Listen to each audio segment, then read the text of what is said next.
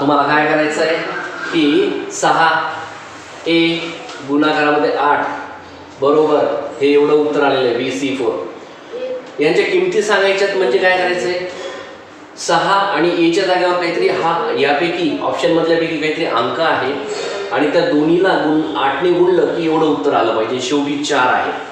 आता एक गोष्ट लक्षात ठेवायची, शेवटी 8 ने 6च्या म्हणजे a जवळ असलेल्या अंकाला 8 ने गुणलं असता शेवटी 4 येईल असं यापैकी कोणता असेल.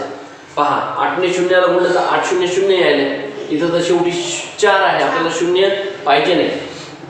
8 पंच 40 तरी 0 यायले. इथं तर 4 शेवट तर 4 ने आहे.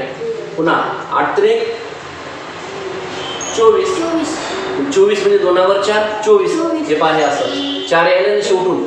म्हणजे आपलं उत्तर हे असू शकतं, पण केव्हा इथे a च्या जागेवर 3 टाकलं तर. ठीक आहे, मग बघा बरं a च्या जागेवर 3 टाकूया.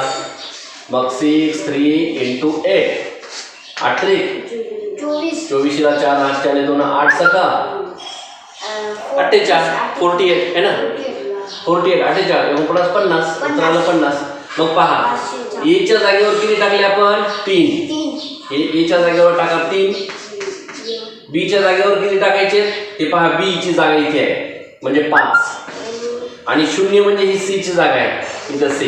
म्हणजे ऑप्शन नंबर ए हा आपला ॲक्युरेट बसलेला आहे.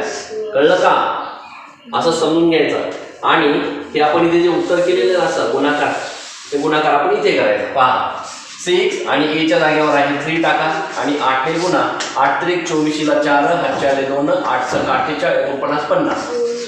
म्हणजे इथे पहा ह्या a ची किंमत आपण टाकलेली आहे 3, तर b ची किंमत आहे 5, c ची किंमत आहे 0 आणि ह्या 4 तर यांनी दिलेलाच आहे उत्तरामध्ये. अशा प्रकारे आपल्याला हे उत्तर मिळते. ऑप्शन नंबर ए राईट करायचं आहे.